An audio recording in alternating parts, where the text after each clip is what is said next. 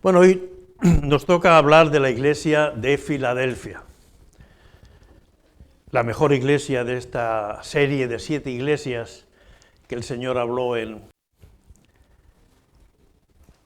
Apocalipsis, ¿no? De estas 7 iglesias de Antioquía, o de esa parte que hoy en día llamamos Turquía. Padre Santo y Celestial, que en esta mañana tu palabra también sea inspiración para nuestras vidas. Que el Espíritu Santo pueda usarme para predicar con fidelidad tu palabra y pueda preparar nuestras mentes, nuestros corazones, nuestros espíritus para recibirla, para oírla y recibir lo que tú tienes para cada uno de nosotros. En el nombre de Jesús, amén. Como siempre, estas cartas tienen 3 partes. Una presentación de qué es el Señor, de quién es el Señor, un mensaje a la iglesia y luego un llamamiento a oír y a atender a la palabra del Señor. Siempre es la misma estructura. Filadelfia es una palabra latina que quiere decir amor fraternal, griega que quiere decir amor fraternal. El nombre ideal de una iglesia, ¿no? Que haya mucho amor entre los hermanos. Los gitanos, que son muy inteligentes, cuando ellos crearon su iglesia, no pusieron la iglesia de Sardis o la iglesia, no, pusieron la iglesia de Filadelfia. Porque todos tendríamos que anhelar y parecernos, ¿no? Esa ciudad, como una ciudad primero griega y luego romana, pues tenía muchas divinidades. Como era un territorio donde había muchas viñas, el dios principal era Baco. Baco era el dios del vino, de ahí vienen las bacanales, las grandes fiestas. Por lo tanto, era una ciudad bastante entregada al paganismo. En las otras iglesias hemos visto que el Señor se presenta siempre con alguna de las definiciones que había dado en Apocalipsis 1. En Apocalipsis 1, Juan recibe una visión que luego cuando él se gira ve que es Jesús, con unos vestidos resplandecientes, con unos ojos con llama de fuego, es decir, todas esas cosas que tiene las 7 estrellas, que es el soberano, pero sin embargo, y luego cada iglesia va dando una parte de esa visión. Sin embargo, en la iglesia de Filadelfia se sale un poco de esa descripción que ha dado en el capítulo 1. Y dice que, esto dice el santo, el verdadero, el que tiene la llave de David. De esto no habla directamente en el capítulo 1, pero sin embargo es muy importante y son definiciones maravillosas de lo que significa y de lo que es Jesús. Primeramente dice el santo. Solo Dios es santo. Nosotros somos santificados por el Señor, pero nosotros no somos santos por nosotros mismos. Nos tiene que santificar el Señor. Como dice 1 Corintios 12, 27, dice 1 Corintios 12, 27, vosotros pues sois el cuerpo de Cristo y miembros cada uno en particular. En tanto que somos parte del cuerpo de Cristo, sí somos santificados, pero no somos santificados por nosotros mismos. Dios sí, Dios es santo, Dios es puro, Dios es limpio, Dios es el que está apartado de todas esas cosas. Él es el santo. Luego dice el verdadero. Ya sabemos que Jesús dijo a sus discípulos cuando estaba aquí en la tierra, Juan 14:6, yo soy el camino y la verdad. Por lo tanto, Jesús es el verdadero, por lo tanto, es la verdad viva. Jesús es auténtico. Jesús no es necesario que nosotros creamos en Él para que Él sea Dios. Él es Dios. Y hay gente que cree en Él y hay gente que no cree en Él. Hay gente que le acepta y hay gente que le rechaza, pero Él es el verdadero. Y un día toda rodilla se doblará y todo ojo lo verá. Por lo tanto, aquí a la iglesia de Filadelfia, que es una iglesia fiel, dice, yo soy el santo. Como veremos más adelante en este libro de Apocalipsis, los 24 ancianos dicen, santo, santo, santo. Dios es santo como Padre, Dios es santo como Hijo, Dios es santo como Espíritu Santo. Por eso es 3 veces santo. Santo, santo, santo. El verdadero, el auténtico, el real. Y luego dice, el que tiene la llave de David. El que tiene la llave es el soberano, el que puede hacer las cosas de forma distinta a los demás. Este tema del que tiene la llave de David es consecuencia de un pasaje que Dios ya había revelado al profeta Isaías.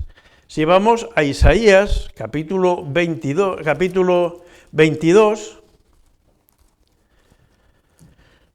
en el versículo 22, Isaías 22, dice, y pondré la llave de la casa de David sobre su hombro, y abrirá, y nadie cerrará, y cerrará, y nadie abrirá. Este es un pasaje muy concreto.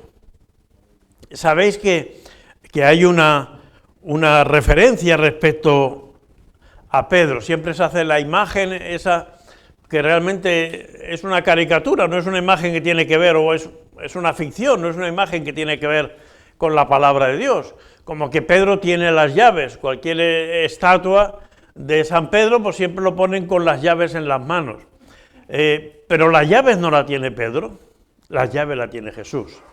Es verdad que Jesús le dio a Pedro la oportunidad de ser el que abriera el camino del Evangelio. Y en eso sí, que le dio, de alguna manera, la llave de empezar la predicación. Y él empezó la predicación a los judíos en Hechos capítulo 2, en Pentecostés, cuando él, después de venir el Espíritu Santo, en vez de estar asustados, fue lleno del poder de Dios. Y salió de allí, y varones israelitas, este Jesús aquí en vosotros, el Señor lo ha hecho Señor y Rey. Arrepentíos y bautícese cada uno en el nombre del Señor. Y en Hechos capítulo 10 le dio la oportunidad de ser el primero que predicó a los no judíos, a los gentiles. Cuando el Señor tiene que darle una visión de un lienzo que baja del cielo lleno de todo tipo de animales, los judíos hasta entonces solo podían comer los animales que estaban autorizados en el Levítico. No podían cerdo, no podían comer liebre, no podían comer gallinas, no podían comer todos los animales que se alimentaban de carroña o que consideraba el Señor impuros. Los mariscos, por ejemplo, también.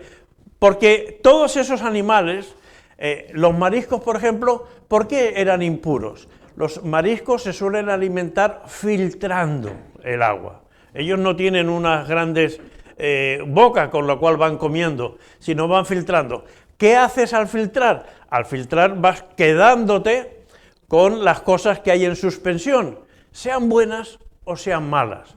Por eso una intoxicación de marisco puede ser muy grave, cosa que no ocurre con un pescado normal. Entonces el Señor en Levítico está prohibiendo todos aquellos animales que pueden producir enfermedades, porque era una cuestión de salud, era una cuestión de higiene y una cuestión de obediencia. Entonces, el Señor hace bajar un lienzo a Pedro donde hay todo tipo de animales limpios o inmundos. Y le dice, Pedro, mata y come. Señor, yo no puedo comer esto porque yo he guardado tu ley desde el principio. Pero por 3 veces el Señor le dice, ahora van a venir unos a buscarte para que vayas a casa de Cornelio. Un judío no podía entrar en casa de un no judío, de un gentil, porque eso era considerarse inmundo.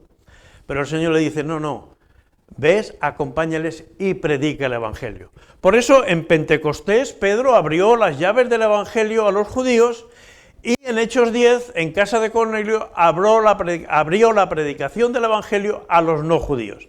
Esa es la llave que le dio Jesús a Pedro, una llave para abrir, no una llave para cerrar. El que tiene la llave que abre y cierra, y que lo que él abre nadie lo cierra, y que lo que Él cierra nadie la abre, solo es Jesús. Por lo tanto, hay una cosa importante. No hay puerta que se resista al poder de Dios. Esto es una realidad. No sé con qué puerta tú te encuentras en este momento o te has encontrado a lo largo de tu vida. Puertas a nivel personal, a nivel familiar, a nivel de salud, a nivel laboral, puertas. Y de repente, si has orado al Señor, el Señor ha abierto una puerta. Y has encontrado, como pasó en mi caso, se me acabó el trabajo a los 19 años y a los 20 el Señor me dio un trabajo para toda mi vida. Y parecía que se acababan las cosas, pero el Señor, cuando el Señor abre una puerta, esa puerta nunca se cierra. Por eso dice que Él es el santo, el verdadero y el soberano, el que tiene las puertas. ¿Cuáles las puertas? Porque el Señor dice, yo conozco tus obras. Siempre le dice a las iglesias, y hermanos, te lo dice a ti y me lo dice a mí. Yo no sé todo de tu vida, a lo mejor no sé casi nada, porque a lo mejor no sé ni cómo te llamas, ni tú sabes todo de mi vida, pero sabes una cosa, el Señor sabe todo de mi vida y el Señor sabe todo de tu vida. Yo conozco tus obras. Dice, y he aquí he puesto delante de ti una puerta abierta. El Señor pone delante de nosotros una puerta abierta. Qué importante es encontrarnos puertas abiertas. Puertas que nos ayudan, si somos jóvenes, a la hora de estudiar, tener una perspectiva, tener una ilusión, tener unas ganas. Cuando ya eres más joven, poder encontrar esa compañera, ese compañero de vida. Y así el Señor va abriendo puertas. Pero como iglesia, el Señor también quiere abrir puertas. Y la primera puerta, ya que es la iglesia de Filadelfia, es la puerta de la comunión. Es la puerta de la relación entre nosotros y con Dios. En el Antiguo Testamento, para poder tener comunión con Dios, había que ir al templo. El concepto era que donde estaba la presencia de Dios era en el templo. Hoy en día, algunos, con una mentalidad más religiosa que bíblica, también pensamos que para tener comunión con Dios hay que venir al templo. Y está muy bien que vengamos al templo. Yo procuro venir todos los días a las reuniones, porque no hay lugar más hermoso que estar en comunión con los hijos de Dios. Pero lo importante, desde que Jesús ascendió a los cielos y vino el Espíritu Santo, es que la comunión con Dios está en cualquier parte. ¿Dónde estamos nosotros? Está el Espíritu de Dios, porque el Espíritu de Dios mora en nosotros. Por lo tanto, esa comunión, esa relación con Dios, es una puerta abierta. Yo no necesito venir al templo para saber lo que Dios quiere. Yo basta que cierre mis ojos o busque la voluntad y el Espíritu Santo va a guiar mis pasos. La puerta de la oración. Qué poderosa es la oración. También en el templo había el tiempo de oración. Si bien el Señor les había enseñado a orar en todo tiempo, ellos buscaban, pero Pablo lo entendió perfectamente cuando nos dice en Filipenses, orad sin cesar. Podemos estar orando todo el tiempo. Ya les he contado alguna vez aquella anécdota, que Lutero, cuando estaba estudiando la Biblia y llegaba a ese pasaje, decía, pero ¿cómo puedo estar caminando y orando? ¿Pero cómo puedo estar haciendo esto y orando? Y estaba hablando así en voz alta, y su cocinera, que lo oyó, le dijo, pero profesor, si eso es muy fácil. ¿Cómo que es muy fácil? Y él decía, pero si yo llevo aquí años estudiando y no sé cómo llevar a la práctica. Dice, mire, cuando yo me pongo a fregar las ollas, digo, gracias Señor por las manos que me has dado para poder limpiar la olla. Cuando me pongo a cocinar, gracias porque me acuerdo de la receta para poder echar los ingredientes y hacer buena comida. Cuando me pongo a hacer esto, doy gracias por lo que hago. Cuando voy a un sitio... Y es así de sencillo, y es así de simple. Levantarnos, acostarnos, ir, venir. Siempre decir, Señor, dame sabiduría para esta conversación que voy a tener ahora. Señor, ayúdame en esta dificultad. Señor, gracias por tu bendición en esto. La oración es una puerta abierta. Dios nunca está cerrado a nuestras oraciones. Simplemente está esperando que nosotros oremos con fe y oremos con sabiduría, pero la oración es una puerta abierta que el Señor. La comunión con Dios, la oración, la evangelización y la predicación también es una puerta abierta. No hay mejor evangelización que una vida que refleja a Dios. Y tenemos que ser puertas abiertas, hermanos. El mundo necesita hombres y mujeres que testifiquen del amor y del poder de Dios, que testifiquen de la presencia de Dios en sus vidas, que hagan realidad que lo que dicen que son, sean. Porque lo importante en el cristiano es lo que somos. Y somos hijos de Dios, somos portadores del Espíritu Santo, somos, como decimos en nuestro título de iglesia, embajadores, somos los representantes de Dios en la tierra, por eso es tan importante. Si yo pierdo el control, si mi ira es superior a mi paz, si mi griterío es superior a mi conversación, cuidado. Porque tenemos que ser puertas que evangelizan. Una vida transformada es una fuente de inspiración para los que nos ven. Y la puerta del poder. Cosas más grandes que yo haréis, porque yo voy al Padre y todo lo que pidéis en mi nombre yo lo haré. Fijaros que el Señor tiene puertas abiertas para la iglesia. Puertas abiertas para ti y para mí. La comunión, la oración, la evangelización, el poder. Qué fácil es compadecernos. Es que llevo poco tiempo, es que soy débil, es que yo no sé. Pero en el poder de Dios, tú puedes hacer muchas cosas. Si descubres que el Señor tiene esa puerta abierta para ti. Este tema de la llave, como os digo, está en el capítulo ese que hemos leído de Isaías 22. Isaías 22 cuenta cómo alguien tenía la llave y cómo el Señor se la quita. Dice Isaías 22:15, Jehová de los ejércitos dice así, ve, entra a este tesorero, a Sebna, el mayordomo del palacio. Estábamos con el rey Sedequías, y el rey tenía un mayordomo, se llamaba Sebna. El mayordomo es el que tenía la llave, era el que veía si alguien que quería entrar al palacio podía entrar o no podía entrar. Dice versículo 16 de Isaías 22, ¿qué tienes tú aquí? ¿O a quién tienes aquí que labraste aquí sepulcro para ti, como el que en lugar alto labra su sepulcro? ¿O es que el culpe para sí morada en una peña? He aquí que Jehová te transportará en duro cautiverio, y de cierto te cubrirá el rostro. Te echará a rodar con ímpetu, como a bola por tierra extensa. Allá morirás, y allá estarán los carros de tu gloria, oh vergüenza de la casa de Dios Señor. Él decía, yo tengo la llave, yo soy el mayordomo, yo soy aquí el que mando. Fíjate si mando que aquí en el palacio, en este lugar, voy a hacerme un mausoleo. Voy a hacerme un sepulcro para que luego me entierren. ¿Sabéis cuando vamos a ver a las catedrales y esas?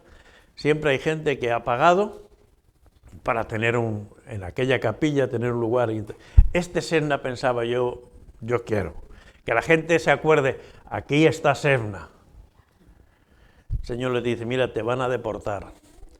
Cuando vino Nabucodonosor se lo llevaron a Babilonia y vas a morir allí y vas a ser tratado como alguien indigno.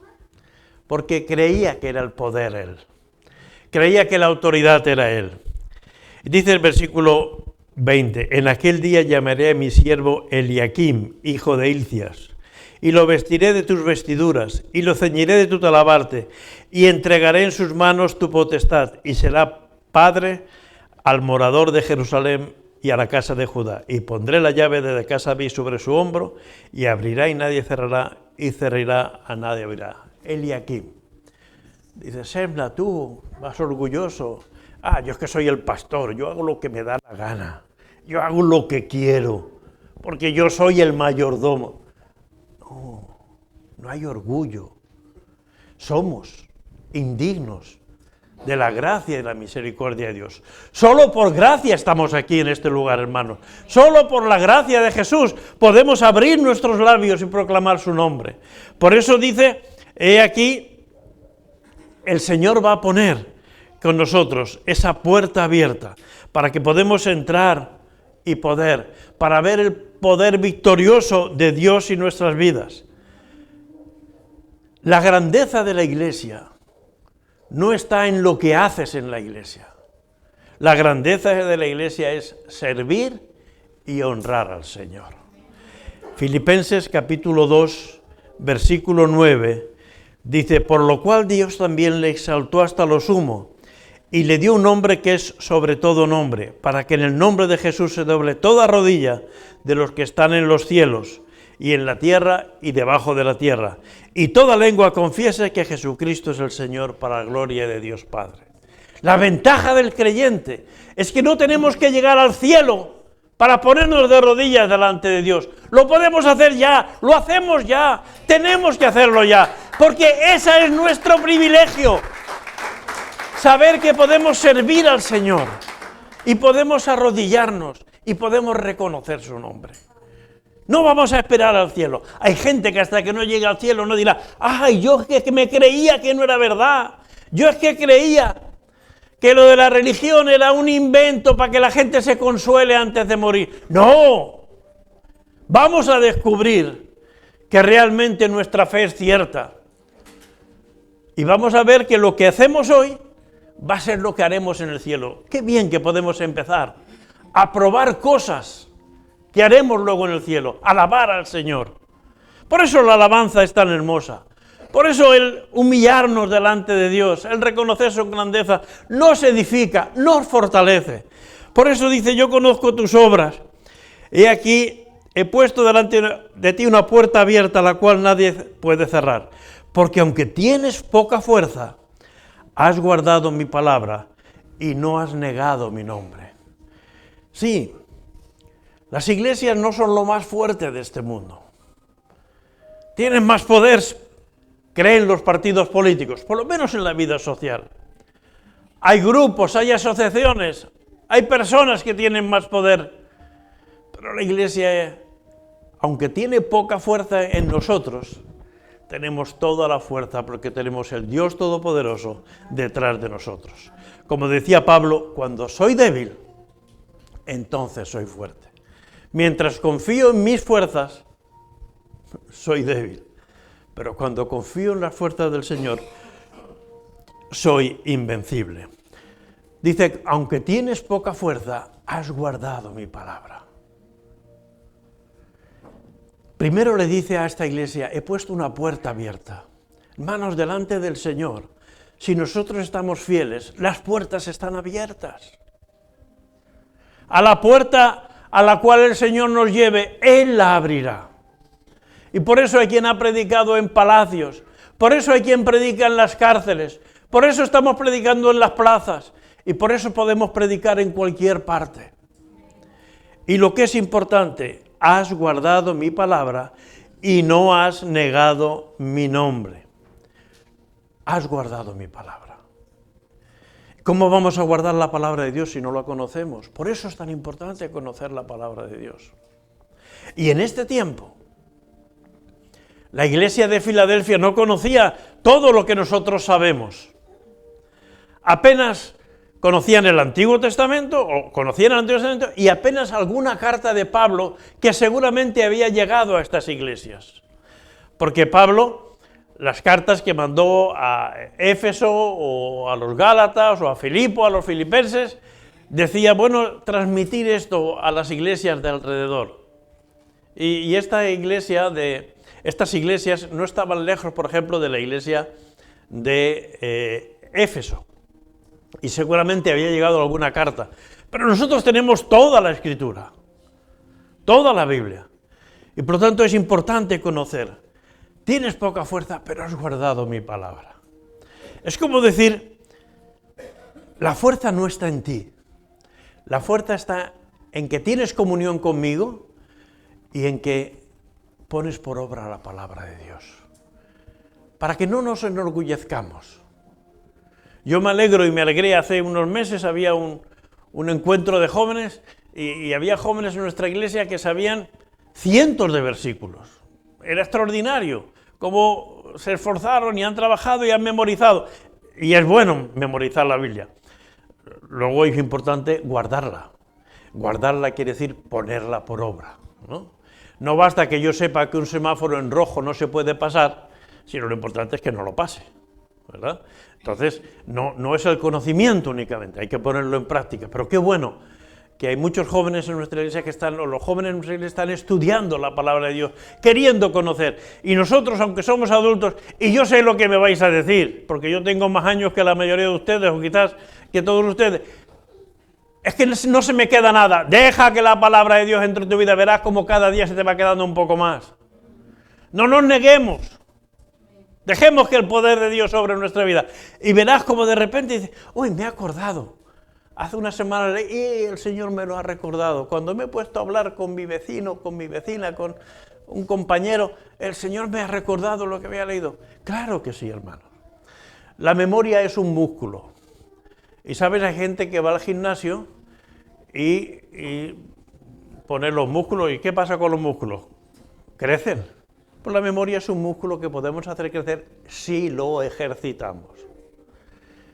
Si como yo ejercitáis más el sobremesa, pues os crece el músculo de la barriga. Pero si ejercitamos la memoria, va a crecer la memoria en la palabra del Señor. Y tenemos que ejercitar, que crezca la palabra del Señor en nuestras vidas. Es importante, porque la palabra de Dios trae nuestra vida. Versículo 9. He aquí yo entrego de la sinagoga de Satanás a los que se dicen ser judíos y no lo son. Hay gente que se cree que es muy importante. Y hay gente que dice, yo es que, y ponen el yo delante de todas las cosas. Y hermanos, algunos en esa iglesia de Filadelfia dicen, nosotros, yo es que soy judío. Y por lo tanto, judío no es el que nace judío. Para el Señor, judío es el que vive según los principios de la palabra de Dios. Cristiano no es un niño que nace en una familia cristiana. Cristiano es cuando ese niño o esa niña crece y acepta a Jesús como su Señor y su Salvador. Por lo tanto, algunos creían que el nacimiento, la cuna, ya los hacía herederos. Como si esto fuera como la monarquía, ¿no? Tú naces en la casa del rey y ya eres príncipe. No. Pero ahora, una cosa también enseña aquí, dice el Señor, yo entrego. Fijaros que dice, he aquí, yo entrego. Es muy fácil. En esta iglesia escuchamos 3 veces, he aquí, como diciendo, escucha lo que te digo. Fijaros que por 3 veces en 3 versículos distintos, en el 9, en el 8, en el 9 y en el 11 dice, he aquí. Y dice, he aquí, yo entrego. Es decir, nosotros no tenemos que ir por ahí diciendo, tú sí, tú no, tú sí. No, yo entrego, el Señor. El Señor va a hacer la selección. El Señor es el que, como aquella parábola de la semilla de trigo y la semilla de cizaña, que los criados de aquel hombre dicen, ¿quieres que arranquemos cuando era una planta tierna? Dice, no, porque no vas a saber distinguir. Pero cuando crezcan, vais a ver que el trigo tiene fruto, tiene espiga, tiene grano, y la cizaña solo es una hierba aparente. Entonces es más fácil. Y el Señor, pero yo entrego, el Señor es el que va a decidir, el Señor es el que va a juzgar. Yo no estoy puesto aquí, ni ustedes están puestos aquí para juzgar a nadie. Por eso el Señor dice, bueno, ya sé que dicen que son judíos, que ellos han creído siempre en el Señor, que ellos saben, que ellos están... Yo entrego, dice el Señor, yo entrego de la sinagoga de Satanás a los que se dicen que son judíos y no lo son. He aquí yo haré que vengan y se postren a tus pies y reconozcan que yo te he amado. Ya vendrán y reconocerán que somos iglesia de Cristo. Y somos iglesia de Cristo no por lo bien que juzgamos quién sí y quién no. Y así sabrán todos que sois mis discípulos, si tenéis amor los unos para con los otros. Si tenéis amor los unos para los otros es si sois filadelfos. Amor unos para otros. Eso es lo que va a caracterizar a la Iglesia de Cristo. Y el Señor ya hará. Y si alguien se pone muy rebelde, bueno, está bien, no vamos a permitir que nadie nos pise la cabeza, no vamos a permitir que se rían de nosotros, pero nosotros no vamos a juzgar, lo vamos a entregar en la mano del Señor y que el Señor haga lo que quiera con ellos. Dice que, versículo 10, por cuanto has guardado, repite lo que había puesto en el versículo 8, por cuanto has guardado la palabra de mi paciencia, yo te guardaré de la hora de la prueba que ha de venir sobre el mundo entero para probar a los que moran sobre la tierra. Poco después de estos pasajes, o en este tiempo, se desarrollaron las persecuciones romanas. Y en concreto, poco después de esta epístola, hubo la persecución de Trajano. Trajano fue un emperador romano que además era español, era andaluz, y él hizo una gran persecución. Y todas las iglesias de Asia Menor, todas las iglesias que estamos estudiando aquí en Apocalipsis 2 y 3, fueron atacadas, perseguidas, menos Filadelfia. ¿Por qué? Porque el Señor le había prometido: por cuanto has guardado la palabra de mi paciencia, yo también te guardaré de la hora de la prueba que ha de venir sobre el mundo entero, para probar a los que moran sobre la tierra. Ya habían sido probados por el Señor, y dice, te voy a evitar esta prueba. Y esto es historia. En ese tiempo era profecía, pero para nosotros ya es historia. Y hay historia que confirma que luego la ciudad de Filadelfia fue destruida porque está en una zona muy volcánica, de terremotos, una placa tectónica de terremotos, fue destruida por un terremoto. Pero de la persecución de Trajano el Señor la guardó. Y hermanos, el Señor nos va a guardar. Como en el caso de Filadelfia, protegiéndonos de la persecución o fortaleciéndonos en la persecución. Pero una prueba del amor de Dios a los que guardan su palabra. ¿Cuál es nuestra parte? ¿Que no nos persigan? No. ¿Que no nos ataquen? Eso no depende de mí. ¿Qué es lo que depende de mí? ¿Guardar la palabra de Dios o no guardarla? Y eso es lo que yo puedo hacer. Y el Señor no me va a pedir que yo haga lo que yo no puedo hacer. El Señor no me va a pedir a mí que yo tenga 2 metros de altura, porque no lo voy a poder hacer. El Señor sí me va a pedir que yo guarde su palabra. Y este es un texto importante sobre la realidad de Dios. Algunos han querido interpretar aquí que Dios nos va a librar de la gran tribulación, pero realmente aquí no está hablando de la tribulación, está hablando de la iglesia de Filadelfia. Por lo tanto, creo que extrapolar este versículo a eso es sacar las cosas de contexto. Y sabéis que la Biblia siempre tiene un contexto. Las cosas tienen un contexto y en ese contexto hay que entenderlas. Dice el versículo 12, al que venciere, el versículo 11, perdón, he aquí yo vengo pronto, retén lo que tienes para que ninguno tome tu corona. Como os dije, se repite 3 veces en estos sitios, he aquí. Dice, aquí yo vengo pronto. El Señor habla de su segunda venida. El Señor va a venir. Y diréis, esto está escrito hace 1900 y muchos años, hace casi 2000 años, ¿no? 1950 años que está escrito esto. Y el Señor todavía no ha venido, porque aún estamos aquí. ¿Por qué? Pues porque para el Señor, el pronto del Señor, pues no sabemos cuánto dura, ¿verdad? Es como, dice, en un rato voy a venir. ¿Cuánto es un rato? ¿5 minutos?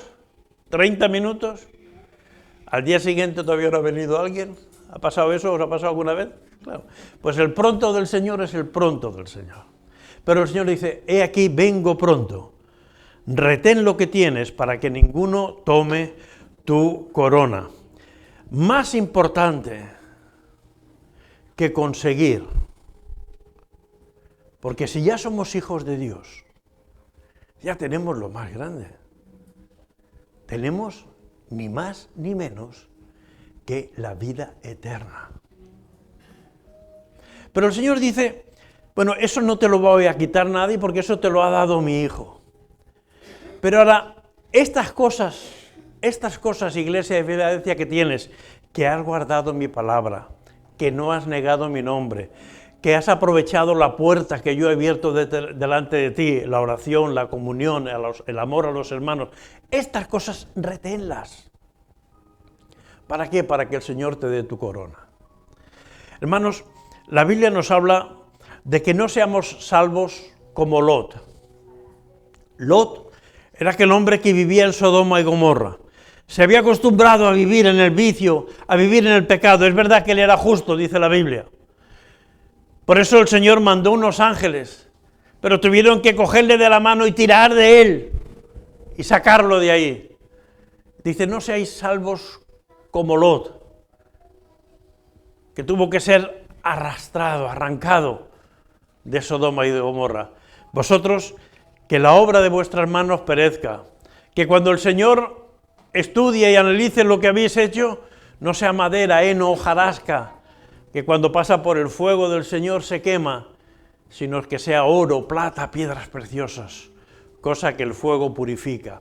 Retén lo que tienes para que el Señor te dé tu galardón. Hermanos, el Señor tiene un galardón para cada uno de nosotros. ¿Cómo es ese galardón? No lo sé, es que yo no estoy en el cielo todavía. Pero el Señor tiene un galardón. ¿Qué me dice? Retén lo que tienes. Retén lo que yo ya te he dado. Si el Señor te hace crecer, gloria a Dios. Y si el Señor te hace un profeta, te hace un evangelista, te hace un misionero, te hace un apóstol, gloria a Dios. Pero que no pierdas, no vayas atrás. Estamos orando los jueves desde hace unas semanas. ¿Por qué? Por aquellos que se han apartado del Señor. Tanta gente a lo largo de años que habiendo empezado la carrera de la fe, pues luego por la atracción del mundo, por una decepción, por un enfado, se aleja del Señor. ¡Qué torpeza! Retén lo que tienes para que no pierdas tu galardón. Eso es importante, hermanos, que lo que el Señor nos ha dado lo apropiemos, lo conservemos, lo protejamos. Dice, al que venciere, yo lo haré columna en el templo de mi Dios y nunca más saldrá de allí. Y escribiré sobre él el nombre de mi Dios y el nombre de la ciudad de mi Dios, la nueva Jerusalén, la cual desciende del cielo. Hermano, el Señor no quiere hacer de ti un ladrillo. El Señor no quiere hacer de ti, si esta palabra se pusiera hoy, diría que queremos ser por spam. O queremos ser esas paredes, ¿no?, que se hacen y se quitan y se ponen, no me acuerdo ahora el nombre, los técnicos, pladur, yo sabía que había gente aquí, pladur, estas paredes son de pladur, estas paredes que veis ahí, se pueden quitar de ahí y se pueden poner aquí, no pasa nada. ¿Sabéis qué es lo que no se puede tocar de este edificio? Las columnas. Es verdad que nos estorban y a veces no os veo y vosotros no me veis, pero las columnas. ¿Sabes qué quiere hacer el Señor de ti? Una columna. No quiere hacer una pared de pladur ni de por spam. No quiere hacer de ti un ladrillo, quiere hacer de ti una columna. De ti, de mí, de cada uno de nosotros. Una columna. Eso habla de identidad. Una identidad clara y poderosa. Por eso no seamos menos. Retén lo que tienes. Y si el Señor solo te tiene aquí para orar, pues gloria a Dios. Cuando mi madre me dice, es que yo no sé qué hago aquí, yo le digo, ¿estás orando por todos nosotros? Dice, sí, todos los días. Digo, pues ¿te parece que eso es poco? Eso es muy importante. Gente que está orando por otros. Claro que sí. ¿Pero cómo? Como columnas. Dice, te haré columna. Es ser importante. Columnas del edificio de Dios. Columnas donde el nombre de Dios esté grabado sobre nosotros. Y donde reflejemos, no a Palma de Mallorca, no a Quito, no a Guayaquil, no a Cochabamba, no a Nueva York, no a Madrid, sino la Nueva Jerusalén. Porque aquí es lo que dice, mirad hermanos, al que venciere yo le haré columna en el templo de mi Dios, y nunca más saldrá de allí, y escribiré sobre él el nombre de mi Dios, y el nombre de la ciudad de mi Dios, la nueva Jerusalén, la cual desciende del cielo de mi Dios, y mi nombre nuevo. Esto habla de identidad, de ciudadanía y de estabilidad total en Cristo, la nueva Jerusalén, algo que es para toda la eternidad. Claro que esta iglesia tenía unas condiciones, unas cualidades extraordinarias. Ya les dije, los gitanos pueden ser gitanos, pero no son tontos. Y ellos dijeron, nosotros la iglesia de Filadelfia. Y está bien, yo quiero ser de la iglesia de Filadelfia. En embajadores de Cristo, pero como la iglesia de Filadelfia, con poca fuerza, sí, ya lo sé. Si mi influencia no es mucha, pero firme en el Señor. Columna de la iglesia del Señor, algo que no se mueve, que se mantiene, que tiene puesto el nombre, la identidad, la propiedad. Este edificio pertenece, ¿no? Hay algunos edificios, este edificio pertenece. Era porque alguien lo había construido.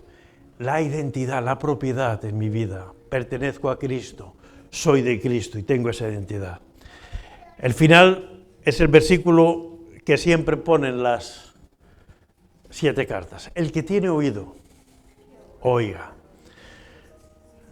Si tenemos orejas, pues bueno, por lo menos nos sirven para ponernos las gafas. Pero si tenemos oído, podemos entender para poder llevar a la práctica lo que Dios dice. Y lo importante es tener oído a las cosas que Dios dice. Dejar las cosas que no ayudan y poner por cambio las cosas que ayudan. Estamos llegando ya al final. La próxima iglesia será la última de este mensaje de 7 iglesias.